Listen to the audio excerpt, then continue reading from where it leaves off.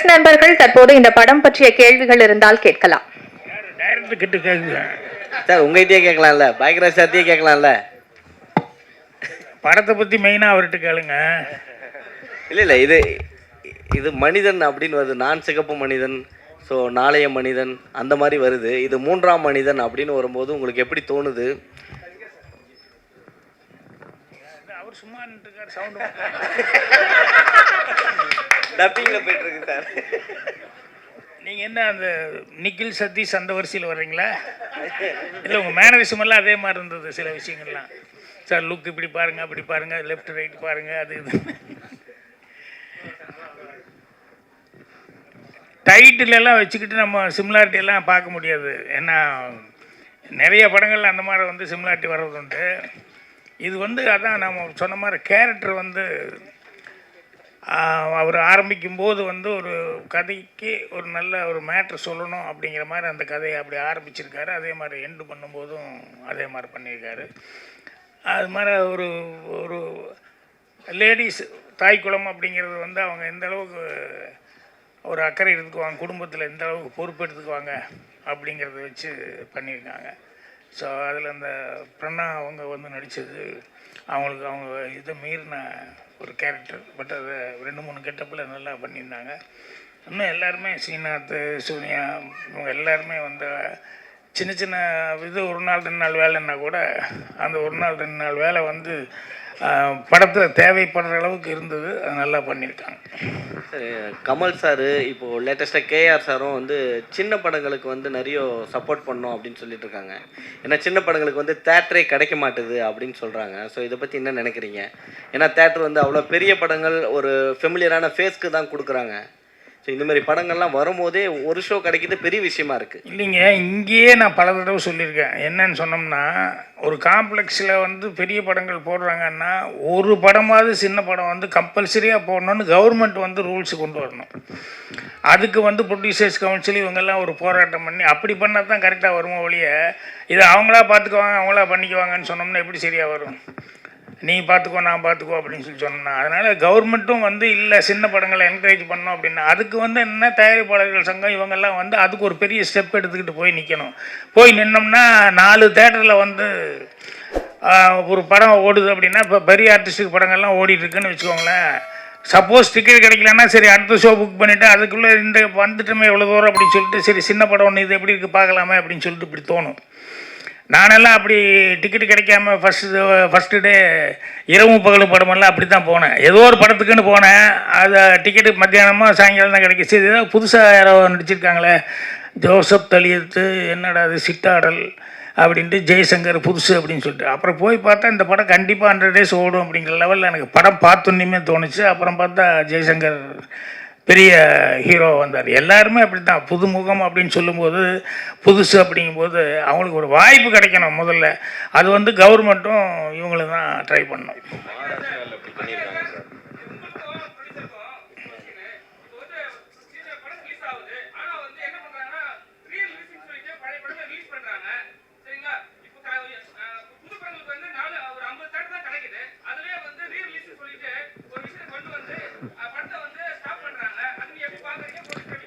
இல்லைங்க, சினிமாவில் வந்து இப்படித்தான் பண்ணணும் அப்படித்தான் பண்ணணும்னு சொல்லிட்டு எந்த ரூல்ஸ் ரெகுலேஷன்லாம் அப்படியெல்லாம் கிடையாது. வியாபார யுக்தி யார் வேணாலும் என்ன வேணால் பண்ணலாம்.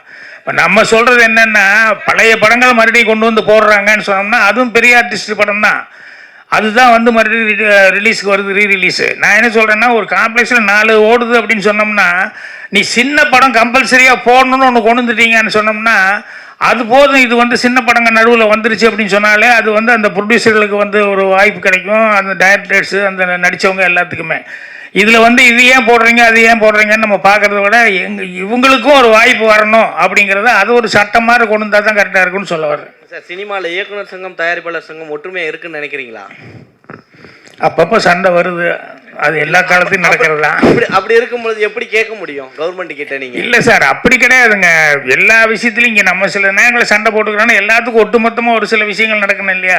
இப்போ கலைஞர் 100ஆண்டு விழா கொண்டாடுறதுன்னு சொன்னோம்னா இதில் வந்து அவங்க சண்டை போட்டுருக்கோங்கிறதுக்காக நீ வந்து நான் வரமாட்டேன்னு சொல்ல முடியும். எல்லோரும் சேர்ந்து கலைஞர் என்னன்னு பார்க்கணும். அவர் ஆரம்ப காலத்துலேருந்து சினிமாவில் இருந்தவர். அவர் ஆரம்பத்தில் வந்து படத்தில் வந்து வசனங்கள் எழுதினவர், கதை வசனம் எழுதினவர் அப்படின்னு சொல்லிட்டு அவர் ஒரு ரைட்டராக வந்து நம்ம பார்த்தா அதுக்கு ஒரு மரியாதை கொடுக்க வேண்டியது இருக்குது அப்படிங்கிறது எல்லாத்துக்குமே தெரியும் இல்லையா? ஸோ அதனால் நூற்றாண்டு விழாங்கும் போது இதில் நீ யார் நான் யார் அப்படின்னு எல்லாம் யாருமே பார்க்கறதில்ல. அவருக்கு ஒரு மரியாதை செய்யணும் அப்படிங்கிறது எப்பவுமே அவங்கெல்லாம் என்ன சாதனை பண்ணாங்களோ அதை வந்து நம்ம வந்து மறுபடியும் புதுப்பிச்சுக்கிட்டே சொல்லிக்கிட்டு இருக்கணும். அப்போ தான் அடுத்த ஜென்ரேஷனுக்கு அது தெரியும். அவங்களுக்கு நூற்றாண்டு விழா எடுக்கணும்னா அவர் என்ன வசனம் எழுதுறாருன்னு சொன்னோம்னா அப்போ தான் அவன் வந்து திருப்பி பார்ப்பான். பராசக்தி படமெல்லாம் அவர் என்ன டைலாக் எழுதினாரு என்னங்கிறதெல்லாம் திருப்பி பார்க்கறதுக்கான வாய்ப்புகள் வருது.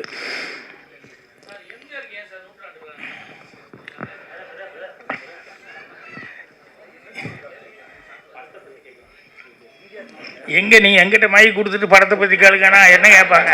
டைரக்டர் சும்மா இருக்காரு. டைரக்டர் சார் சொல்லுங்க. உங்களுடைய பழைய படம் பெருசா போல, ஆனா பேச்சுகள் நல்லா இருந்துச்சு, படத்தை பத்தி பேச்சுகள் அப்படின்னு சொன்னீங்க. அதுக்கு காரணம் என்னவா இருக்குன்னு நீங்க நினைக்கிறீங்க? கண்டென்ட். கதையை நான் நேற்று ரிலீஸுக்காக ஒரு தியேட்டர் மேனேஜருக்கு பேசும்போது, என்ன சார் பழைய படங்கள்லாம் போடுறீங்க, அவர் சார் கேட்ட கேள்விக்கும் பதில் சொல்லிக்கிறேன். பழைய படங்கள்லாம் போடுறீங்க, புது படங்களை வந்து நீங்கள் போட மாட்டேங்கிறீங்க அப்படின்னு அது மேனேஜர் சொல்கிறாரு. என்னங்க தியேட்ரு டிக்கெட்டு விலை கம்மி பண்ண சொல்லுங்கள். மேனேஜரே சொல்கிறாரு டிக்கெட்டு விலை கம்மிங்க, 3 படம் போட்டோம் நல்ல வசூல், டிக்கெட்டு வந்து 50 ரூபான்னு இப்படி தான் போடுறோம் நல்ல வசூல், 150 ரூபா 200 ரூபா டிக்கெட்டுங்கும் போது உள்ளே வந்து உக்காந்தா கண்டென்ட் வந்து 10 நிமிஷம் கூட உட்கார முடியலை, தெரிச்சு ஓடி போயிடுறாங்க. ஒன்று கண்டென்ட்டை நல்லா கொடுங்க. நானாக இருந்தாலும் சரி 200 படம் 300 படம் நீங்கள் பண்ணுங்கள், ஆனால் கண்டென்ட் இருந்தால் தான் உட்காடுறாங்க. 200 ரூபாயை கொடுத்து போட்டு ஒரு 10 நிமிஷம் கூட உட்கார முடியலைன்னா கடுப்பாக மாட்டானா? அதனால் பழைய படம் 3 நல்லா இருக்குது, அவனுக்கு ஒரு 50 ரூபா தானே அப்படின்ட்டு. ஒன்று காரணம் 50 ரூபா, அதனால் வந்து நல்லா 4 பாட்டு இருக்குது ரசிக்கிறதுக்கு அப்படின்ட்டு வந்து பார்க்குறாங்க. புது படங்கள் ரிலீஸ் ஆகி முதல் ஷோவில் 10 பேர் வந்துட்டு அடுத்த ஷோவுக்கு ஓட்ட முடியலை. நாங்கள் ஐயாட்டிக்கிட்டு இருக்கோம். நாங்கள் என்ன பண்ண முடியும்? நீங்கள் உங்கள் டைரக்டருக்கு உங்கள் ப்ரொடியூசர்கிட்ட நல்ல கண்டென்ட் கொடுக்க சொல்லுங்கள். தேட்டரை நீங்கள் குறை சொல்கிறீங்க அப்படிங்கிறாரு. நான் என்ன பண்ண முடியும் சொல்லுங்கள்? அதே தான் எனக்கும் அதே தான். கண்டென்ட் நல்லா இல்லைன்னா யாரும் பார்க்க மாட்டாங்க. சரி, இப்போ இந்த படத்துக்கு எத்தனை தேட்டர் ஒதுக்கியிருக்காங்க? எனக்கே தெரியலை, கடவுள் தான் காப்பாற்றணும். எல்லார்கிட்டையும் கேட்டிருக்கேன். நேற்று கூட ஒரு போட்டாச்சு, ஆனாலும் கடவுள் காப்பாற்றுவார். அதான் இறைவனா, அதாவது முடிந்ததை முயற்சி முடியாத இறைவன் செய்வான். அதான் நீங்களும் ஒரு கடவுள் தான், தியேட்டர் அதிபர்கள் அவங்களும் கடவுள் தான். அதான் வேற ஒன்றுமே சொல்ல முடியல. சோனியாஜி உங்ககிட்ட தான், நீங்கள் ஃபீல்டுக்கு வந்து 20 வருஷத்துக்கு மேலே ஆகிடுச்சு, ஆனால் இன்னமும் ஆங்கிலம் சொல்லிட்டு இருக்காங்களே, உங்களை ஆங்கிலத்தில் தான் மேனேஜ் பண்ணுறாங்க அவங்க பேசுகிறதெல்லாம் அப்படின்னு சொல்கிறாங்களே. தமிழில் நீங்கள் பேசாமல் ஆங்கிலத்தில் மேனேஜ் பண்ணிட்டு இருக்கீங்க. இல்லைங்க, நடிக்கிறதெல்லாம் தமிழில் பேசும்போது பிக்கப் பண்ணி நடிச்சிடுறாங்க. நான் சொல்ல வந்தது என்னென்னா, ஃப்ளோவாக பேசுறது அப்படிங்கிறது இருக்குல்ல, அது அவங்கவுங்க தாய் பாஷை அப்படின்னு சொன்னோம்னா அது கொஞ்சம் ஃப்ளோவாக பேச முடியும். இன்னொரு பாஷைங்கும் போது அவங்க கொஞ்சம் டைம் எடுத்து கற்றுக்கிட்டு தான் இது பண்ணி ஆகணும். ப்ராமிட் பண்ணும்போதும் கரெக்டாக கேட்டு பண்ணிடுறாங்க. அதனால் சில பேர்த்துக்கு வந்து சில அவங்கவுங்க தாய் மொழி தவிர்த்து வேறு ஏதாவது பேசுகிறது எத்தனை வருஷம் ஆனாலும் இருக்குது. இப்போ என்னையே கேட்பாங்க எல்லோரும், என்ன கோயம்புத்தூர் கொங்கு நாடு பாஷை மாறாது, என்ன பண்ண முடியாது. ஸோ நான் பேச ஆரம்பிச்சுன்னுமே கோயம்புத்தூருங்கிறது ஈஸியாக தெரியும். ஸோ அது சினிமாவில் நான் என்ன மாற்றணும்னு நினச்சா கூட, பட் எல்லாம் ரசிக்கிறாங்கும் போது ஓகே அதையே பண்ணிட்டு போயிடுவோம். அதையே நம்ம விஷப்பரிச்சியாக போகணும் அப்படின்னு சொல்லிட்டு பண்ணுறதில்ல. அனைவருக்கும் நன்றி. வணக்கம். It was amazing working with everyone, the whole team, and I think I have to thank Director Ramdev for giving me the opportunity to act with Bhagyaraj sir, a legend, and amazing experience. I was really looking forward to this shoot because ange poite ipdi, a senior artist, a legend is going to be there on the sets, how is going to be, and it was wonderful. I learned a lot from sir, and thank you sir. It was wonderful working with you, Srinath. It was wonderful working with you too, and the whole team. Wishing everyone a lot of success, and hope you all like the movie. Thank you. மூன்றாம் மனிதன் audio ஃபங்க்ஷனுக்கு வந்திருக்க மரியாதைக்குரிய அனைத்து பத்திரிகையாளர் நண்பர்கள் மற்றும் TV ஊடக நண்பர்கள் எல்லாத்துக்கும் என்னுடைய பணிவான வணக்கத்தை தெரிவிச்சுக்கிறேன். அதே மாதிரி இந்த படத்தில் டைரக்டர் ராம்தேவ் அவருக்கு உறுதுணையாக இருந்த தயாரிப்பாளர்கள் இன்னும் நிறையா டெக்னீஷியன்ஸ் எல்லாருமே அவருக்கு ரொம்ப ஹெல்ப்ஃபுல்லாக இருந்திருக்காங்க. அவங்க எல்லாத்துக்கும் என்னுடைய வணக்கத்தையும் வாழ்த்துக்களையும் தெரிவிச்சுக்கிறேன். படத்தில் நடித்தவங்க நிறைய பேர் எங்கள் ஊர் நடித்தது ரொம்ப சந்தோஷமாக இருக்குண்ணா. நானும் நிறைய பேர்த்து கூட இப்போ சோனியா கூடலாம் அவங்க படத்தை பார்த்துட்டு இருந்த ஒழிய இந்த படத்தில் தான் காம்பினேஷனாக நடித்தோம்.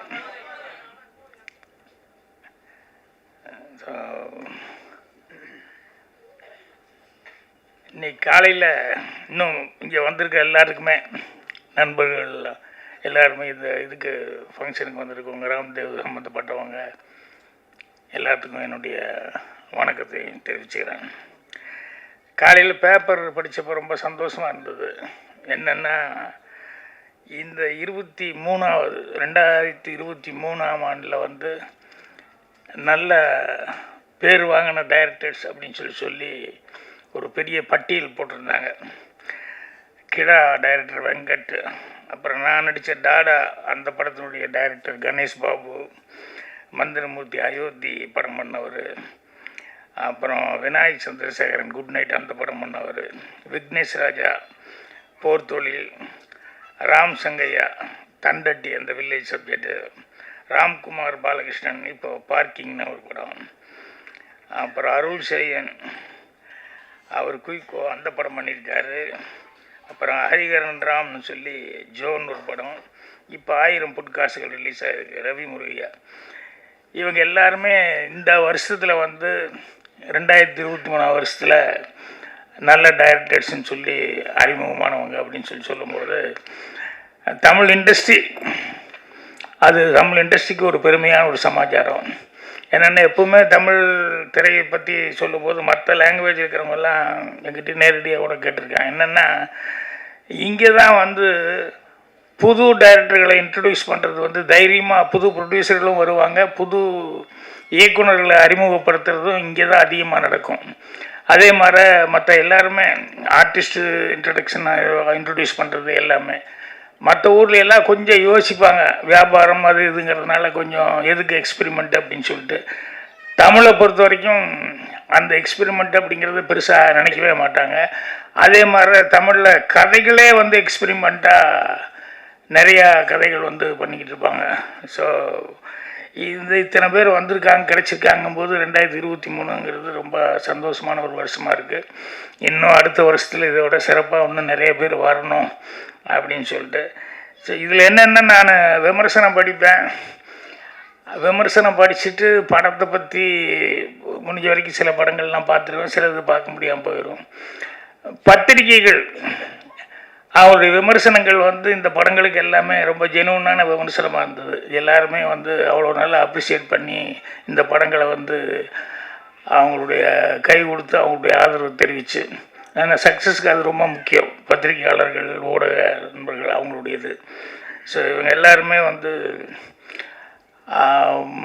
கரெக்டான முறையில் அது ராம்தேவ் அவரை பற்றி சொல்லணுன்னா நிறையா சொல்லணும். என்னென்னா அவர் எப்படி ப்ரொடியூசர்களை பிடிக்கிறாருன்னு எனக்கு ஒன்றும் புரியல. அது ஒரு திறமை வேணும். ஏன்னா நிறைய பேர் வந்து அசிஸ்டண்ட்டு கூட சில பேர் இருந்தாங்க, இவன் நல்லா வந்துடுவான் அப்படின்னு நினச்சிட்டு இருப்பேன். வாய்ப்பு வந்தால் தானே நல்லா வர்றதுக்கு, வாய்ப்பு வர்றதே ரொம்ப பெரிய பிரச்சனையாக இருந்தது. அவன் எங்கே போய் யாரை பிடிக்கிறதுன்னு தெரியாமல் டெய்லி போகிறோன்னு சொல்லிட்டு இருப்பான். ஆனால் ராம்தேவ் பாருங்கள், ஒரு ஆளை பிடிச்சா பரவாயில்ல, ஒரு 3-4 பேர் பிடிச்சிருப்பாருன்னு நினைக்கிறேன். அவங்ககிட்ட எல்லாம் வந்து எந்த அளவுக்கு நம்பகத்தன்மையாக அவர் நடந்துக்கிறது, பேச்சுவார்த்தைகள் இருந்தால் அதெல்லாம் அது எனக்கு ரொம்ப அவரை பார்க்கும்போது அதுதான் முதல்ல வந்து ஒரு டெக்னீஷியனுங்கிற முறையில் எனக்கு இந்த படத்தில் நீங்கள் நடிச்சு கொடுக்கணும் அப்படின்னு சொல்லி கேட்டார். சரி, ஒரு டெக்னீஷியன் அவரே ஒரு டைரக்ட் பண்ணுறவரே படமும் ப்ரொடியூஸ் பண்ணுறாரு அப்படின்னு சொல்லும்போது சரிங்க அப்படின்னா. அதுக்கப்புறம் தான் தெரிஞ்சது ஒரு வேஷம் போட்டு டக்குன்னு வந்து நின்னார். என்னது புதுசாக இருக்கு என்ன? இல்லை சார் அப்படின்னாரு. அப்புறம் பார்த்தா ரொம்ப முக்கியமான ஒரு ரோல் எடுத்துக்கிட்டார் அவர். அப்புறம் அவர் ஒன்று எழுதிட்டாருன்னா அதுலேயே நிற்பார். ஏதாவது சொன்னால் இல்லைங்க இது அப்படின்னா, இல்லை சார் இதுதான் கரெக்டாக இருக்கும் அப்படின்னா, அப்போ நமக்கு எக்ஸ்பீரியன்ஸ் என்னடா இது, இவர்கிட்ட சொல்லி ஆர்கியூ பண்ணி என்ன பிரயோஜனம். அப்புறம் கொஞ்சம் நேரம் கழிச்சு இல்லை அது கரெக்டு தான் சார் அப்படின்னு கொஞ்சம் லேட்டாக வருவார், இல்லைன்னா டப்பிங்கில் வந்து சொல்லுவார். அந்த மாதிரி ஆனால் அவர் கான்செப்ட் ஒன்று அவர் பிடிச்சிருக்காரு. அது ஒரு டிஃப்ரெண்ட்டாக இருந்தது அந்த கான்செப்ட் அவர் பிடிச்சது. பிக்சர் ஓப்பனிங்லேயே நான் தான் பிக்சர் ஓப்பனிங்கே மேலே ஓப்பன் ஆகும். நான் டிவி பார்த்துருக்க மாதிரி இந்த பிரணா இவங்க அந்த டிவியில் வருவாங்க அவங்க குழந்தையோட. ஸோ எண்டும் அதே மாதிரி வந்து அந்த படத்தினுடைய எண்ட்லேயும் வந்து அவங்க மேலே என் மேலே அவங்க மேலே ஃபினிஷ் பண்ணியிருப்பாங்க. என்னன்னா க்ரைம் இருந்தால் கூட அதில் வந்து எப்படி க்ரைமை எப்படி கண்டுபிடிக்கிறாங்க அப்படிங்கிறதெல்லாம் வந்து அது நிறைய விஷயங்கள் அப்படி சுற்றி அப்படி வந்துக்கிட்டே இருக்கும். ஆனால் கடைசியில் அது என்ன அப்படின்னா அதில் ஒரு சென்டிமெண்ட் வச்சுருந்தார். என்னென்னா ஒரு இன்னசென்ட்டாக இருக்கிற பசங்க யங்ஸ்டர் அவங்க வந்து ஒரு தப்பு செய்யாத அவங்க மேலே தப்பு இல்லை, ஆனால் சூழ்நிலை அப்படி ஆகிப்போச்சுன்னு சொல்லிட்டு அவங்க இவங்களுக்காக தியாகம் பண்ண வருவாங்க.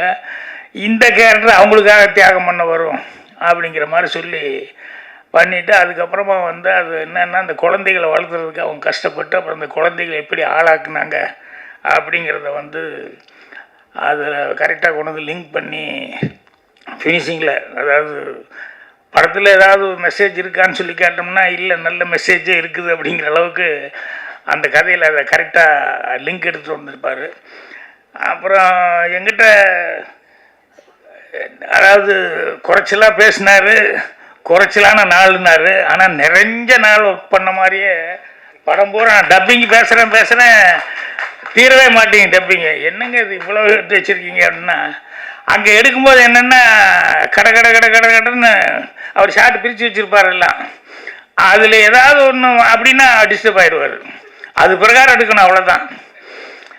அதனால் அவரை எடுத்தது பார்த்தா நிறையா அவர் எடுத்த விஷயங்கள் எல்லாமே வந்து பார்த்தேன், எல்லாம் கரெக்டாகவே எடுத்திருக்காரு. அதில் எல்லாம் ஒன்றும் குறை சொல்கிற அளவுக்கு ஒன்றும் இல்லை.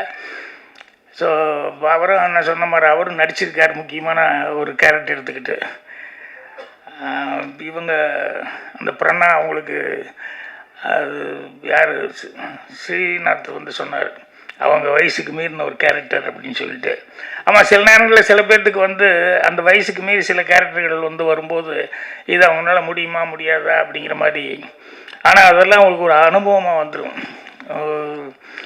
ஸ்ரீதேவி நடிக்கும்போது பாலச்சந்திர சார் படம் 3 முடிச்சாது அந்த படத்தில் நடிக்கும்போது அவங்க ஏஜுக்கு ரொம்ப சம்மந்தம் இல்லாத ஒரு கேரக்டராக அவங்க பண்ண வேண்டி வந்தது. அந்த மாதிரி நிறையா பேர் நிறையா அந்த ஏஜை தாண்டி இருக்கக்கூடிய கேரக்டர்ஸ் செய்யும்போது அந்த எக்ஸ்பீரியன்ஸ் வந்து அவங்களுக்கு பின்னால் வந்து ரொம்ப ஹெல்ப்பாக இருக்கும். இதில் அவங்க நல்லா சிறப்பான முறையில் அவங்க செஞ்சுருந்தாங்க.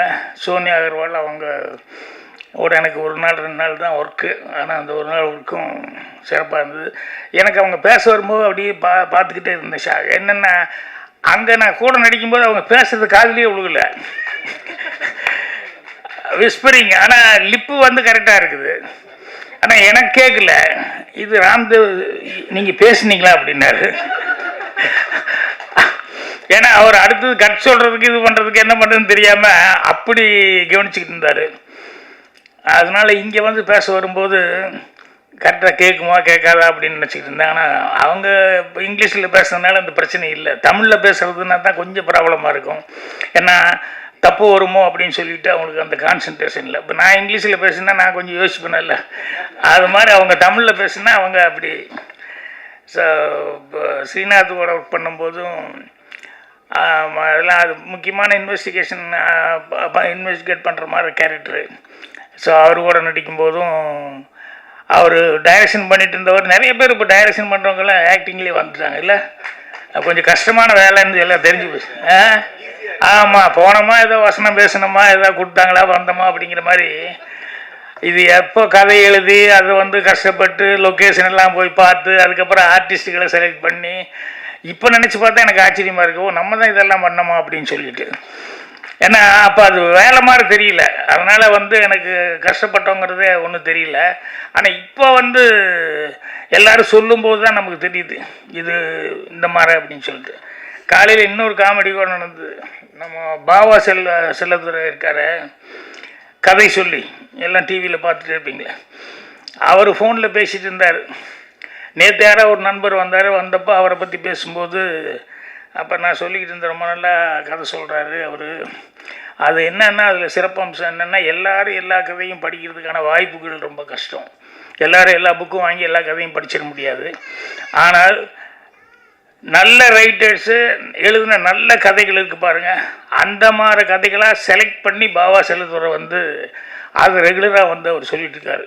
ஒரு 1/2 hour 45 minutes அவர் நேரேட் பண்ணும்போது நமக்கு உண்மையிலேயே அது மெயின் கதை என்ன அப்படிங்கிறத வந்து கொஞ்சம் கூட இப்படி எப்படி இல்லாமல் அது நல்லா உள்வாங்கிட்டு அவர் சொல்கிறதுங்கிறது ரொம்ப நல்லா சொல்லிக்கிட்டு இருக்காரு.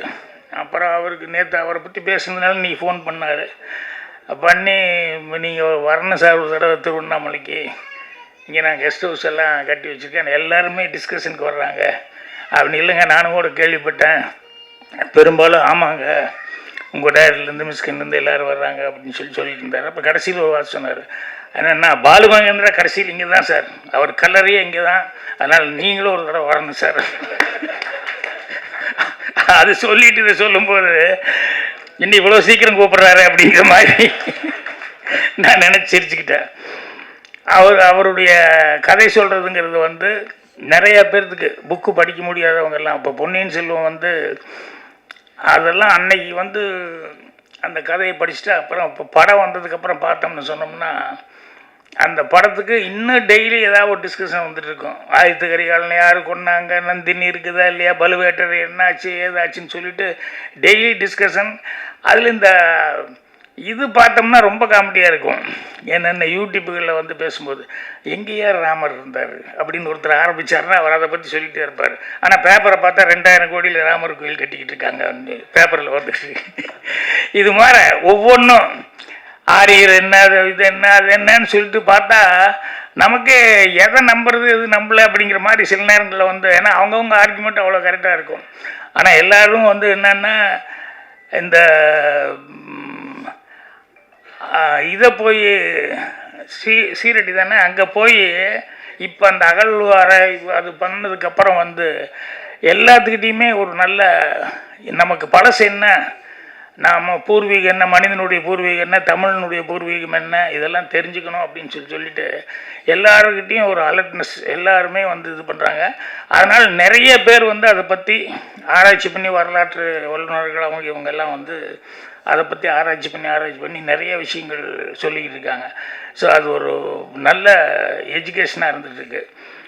ஸோ அதெல்லாமே தமிழை பொறுத்த வரைக்கும் ரொம்ப சந்தோஷப்பட வேண்டிய சமாச்சாரங்கள். இந்த மாதிரி சினிமா இண்டஸ்ட்ரியில் வந்து நிறைய ஆளுகளுக்கு சான்ஸ் கிடைக்கிறது அப்படிங்கிறது, அந்த எல்லாருக்குமே புதுமுகங்கள் வந்தானா அவங்கள வந்து அவங்களுக்கு ஈஸியாக வந்து சான்ஸ் கிடைக்கிறது. இதெல்லாம் தமிழ் இண்டஸ்ட்ரியை பொறுத்த வரைக்கும் மற்ற இண்டஸ்ட்ரீஸில் நடக்குது, ஆனால் அதிகமாக வந்து நடக்கிறதுங்கிறது தமிழ் இண்டஸ்ட்ரியில் தான். ஏன்னா இது நிறைய பேர் வந்து அது வந்து என்கிட்டயே கேட்டிருக்காங்க, நிறைய பேர்த்துக்கு நானும் சொல்லியிருக்கேன். அந்தளவுக்கு தமிழில் வந்து ப்ரொடியூசர்ஸ் வர்றதும் சரி, டைரக்டர்ஸு நியூ ஃபேஸஸாக நடிக்க வர்றவங்கெல்லாம் கிடைக்கிறது அப்படிங்கிறது. ஸோ இந்த படத்தை பொறுத்த வரைக்கும் நிறையா டெக்னீஷியன்ஸ் இவருக்கு பயங்கரமாக ஹெல்ப் பண்ணி எல்லாருமே கோஆப்ரேட் பண்ணியிருக்காங்க.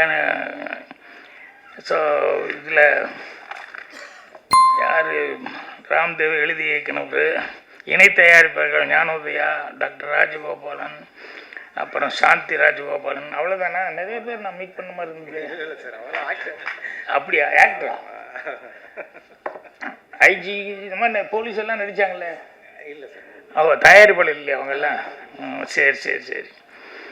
ஸோ எடிட்டர் துர்கா, இசை வந்து Venushankar, camera மணிவன், Pragadeesh designer. So எல்லாருமே வந்து அவர் ராம்தேவ் ஆல்ரெடி எத்தனை படம் பண்ணீங்க? ஒரு படமா? ஆல்ரெடி ஒரு படம் பண்ணியிருக்காரு. இருந்தாலும் இந்த படத்தில் வந்து சொன்ன மாதிரி அவர் எல்லாத்துக்கிட்டையும் போய் பேசி அவரே எல்லா வேலையும் ப்ரொடக்ஷன் வேலையிலேருந்து எல்லா வேலையும் அவரே பார்த்துக்கிட்டு இருக்காரு. ஸோ அதனால தான் இத்தனை பேர்த்த வந்து சேர்த்த முடிஞ்சது. அப்புறம் ரெண்டாவது இதில் ரொம்ப அவரை வந்து பாராட்ட வேண்டிய ஒரு சமாச்சாரம் என்ன அப்படின்னா, படம் எடுக்கிறது ரொம்ப சிரமப்படுவாங்க, ஆளை பிடிக்கிறது. அப்புறம் படம் எடுத்துட்டு அதை ரிலீஸு கொண்டு வர்றது இருக்க, அது அதை விட பெரிய கஷ்டப்படுவாங்க. அந்த மாதிரி ஏகப்பட்ட படங்கள் தேக்கமாக நிற்கிது. இப்போ பாருங்கள், ஆடியோ ஃபங்க்ஷன் வர்றதுக்கு முன்னாலேயே பேப்பரில் அனௌன்ஸ்மெண்ட் வந்துச்சு, இதில் போட்டிருக்காரு தெரிக்க விடும் அப்படின்னு சொல்லிட்டு. அந்த மாதிரி தேதியெல்லாம் போட்டு அனௌன்ஸ்மெண்ட் கொடுத்தாச்சுல்ல. அதான் 29 ரிலீஸுங்கிறது கொடுத்துட்டாங்க. இப்போ ஆடியோ ஃபங்க்ஷனுக்கு முன்னாலேயே அது பேப்பரில் பார்த்தோன்னே. ஸோ அந்த அளவுக்கு வந்து அவர் ஒரு விடாமுயற்சியாக இருந்து படத்தை தேட்டருக்கு எடுத்துகிட்டு வர்றது. ஏன்னா நிறைய பேர் ரொம்ப கஷ்டப்படுறாங்க. அட்லீஸ்ட் ஓடிடி பிளாட்ஃபார்ம்லையாவது கொடுத்தா பரவாயில்ல அப்படிங்கிற லெவலில் நிறைய பேர் இருந்துருக்காங்க. ஆனால் இவர் தேட்டரில் எடுத்துகிட்டு வர்றதுக்கு அவ்வளோ முயற்சி பண்ணி சிறப்பான முறையில் எடுத்துகிட்டு வந்துட்டார். ஸோ ரொம்ப சந்தோஷமாக இருக்குது. ராம்தேவுடைய முயற்சி விடாமுயற்சி மட்டுமே இல்லாமல் அவர் சின்சியராக உழைப்பார். அது நான் சொன்ன கருத்து வேறுபாடுங்கிறது வேறு. ஆனால் அவங்க எடுத்துக்கிட்டதை அவங்க சின்சியராக, எங்கள் டைரக்டர்கிட்டே தான் நான் சொல்லுவேன், எங்கள் டைரக்டர் அவர் என்ன நினைக்கிறாரோ அது தீர்மானமாக போய் எடுக்கிறதுல இருப்பார். ரொம்ப சண்டை போட்டால் கூட சுமாரியா அப்படின்லாம் சொல்லுவார். ஆனால் அந்த 7 மணி கரெக்டாக ஷார்ட் வச்சு கரெக்டாக எடுக்கணும் அப்படின்னு சொல்லிட்டு ஓபி அடிக்கிற வேலையே இல்லாமல், வெயில் வரல ஏதாவது ஒன்று மழை வந்துருச்சுன்னா தான் சும்மா உட்காருவார் ஒழிய ஒரு நிமிஷம் கூட சும்மா உட்கார மாட்டார். ஸோ அவர்கிட்ட அந்த சின்சியாரிட்டிங்கிறது வந்து இத்தனை வருஷமாக அவருக்கு பேர் எடுத்துருக்காரு அப்படின்னு சொன்னோம்னா, அவர் அந்த ஆரம்ப காலத்துலேருந்து உழைச்ச உழைப்புகள் அப்படிங்கிறதெல்லாம் இன்றைக்கெல்லாம் நினச்சி பார்த்தோம்னு சொன்னோம்னா அது ஒரு மிரக்கலான சமாச்சாரம். ஒரு 27 நாளில் படம் முடிக்கிறது, கம்மியான பட்ஜெட்டில் படம் முடிக்கிறது அப்படிங்கிற. இப்போல்லாம் எத்தனையோ கோடிகள்னு போயிட்டு இருக்க வழியே. அப்படியா? அலிநகரமா? இவங்க அம்மாவும் அவங்க அம்மாவும் ஒரே ஊர் அப்படின்னு சொன்னாங்க. அதான் எங்கள் டைரக்டர் அவர் பண்ண படங்கள் அதெல்லாம் நான் கூட ஒர்க் பண்ணும்போது பார்த்ததெல்லாம் வந்து இன்றைக்கி பார்த்தோம்னு சொன்னோம்னா எவ்வளோ தூரம் அவரெல்லாம் ஒர்க் பண்ணார், கஷ்டப்பட்டார் அப்படிங்கிறதெல்லாம் வந்து. ஏன்னா ஒரு செகண்டு கூட அவர் ஃப்ரீயாக வந்து சும்மா உட்காந்ததே கிடையாது. அந்தளவுக்கு அவர் வந்து சின்சியராக வந்து ஒர்க் பண்ணார். அதே மாதிரி வந்து ராம்தேவும் அவர்கள் கரெக்டாக பிளான் பண்ணிட்டார். அவர் என்ன நினைக்கிறாரோ அதை நினைக்கிறத கரெக்டாக எடுக்கணும் அப்படிங்கிறத கரெக்டாக அந்த டைமுக்கு வந்து கரெக்டாக கடன்னு ஷார்ட்டெல்லாம் பிரித்து ரெடியாக வச்சுக்கிட்டு இருப்பார் எழுதி. அப்புறம் டக்குன்னு எடுத்து முடிச்சிடுவார். ஸோ எல்லோரும் 1 நாள் 2 நாள் எக்ஸ்ட்ரா, இவரை பொறுத்த வரைக்கும் 1 நாள் 2 நாள் 3 நாளே முடிச்சிருப்பார்னு நினைக்கிறேன். எக்ஸ்ட்ரா எல்லாம் ஆகலை இல்லை. ஸோ இது ஒரு பேப்பர் வந்திருக்கு. இல்லை உயர்நீதிமன்றம்னு என்னடா இது இவ்வளோ பெருசாக படிக்கிறதுக்கு ஏதோ இன்னும் டைலாக் முடியலையான்னு எனக்கு டவுட் வந்து. பிரியாவா தொகுத்து வழங்கினது, அவங்க தமிழ் சுத்தமாக பேசி பண்ணிட்டுருக்காங்க. ஸோ பத்திரிகையாளர் நண்பர்கள் படம் பார்த்துட்டு நீங்கள் என்ன நினைக்கிறீங்களோ தான் எழுதுவீங்க. என் படத்துக்கே நான் கேட்க மாட்டேன். படம் பார்த்ததுக்கப்புறம் நான் அங்கே அப்போல்லாம் மீட்டிங் படம் முடிஞ்சுன்னு நாங்கள்லாம் மீட் பண்ணிக்குவோம். அங்கே சினிமாவை பற்றி பேச வேணான்றோம், படத்தை பற்றி பேசாதீங்க, ஜென்ரலாக ஏதாவது பேசுவோம் அப்படின்னு சொல்லிட்டு.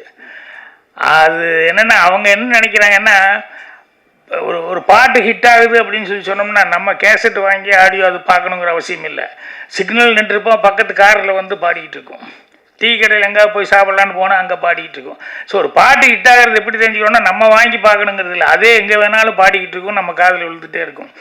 அது மாதிரி பத்திரிகையாளர் நண்பர்கள் வந்து அவங்க நினைக்கிறது அவங்களுக்கு ஜென்ரலாக என்ன தோணுதோ அதில் ப்ளஸ் பாயிண்ட்டு மைனஸ் பாயிண்ட்டுன்னு அவங்கவுங்க ஆங்கிள் எழுதுவாங்க.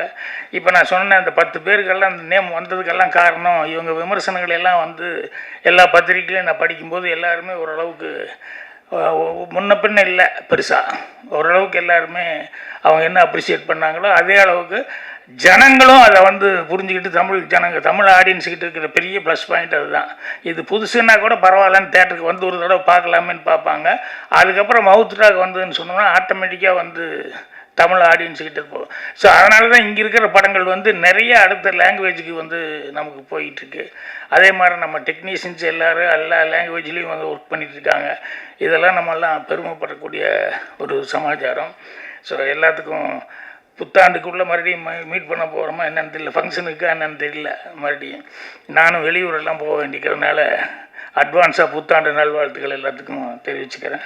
ராம்தேவ் அவர்களுக்கும் அவர் டீமுக்கும் அட்வான்ஸாக என்னுடைய நல்வாழ்த்துக்கள் தெரிவிச்சுக்கிறேன். நன்றி, வணக்கம்.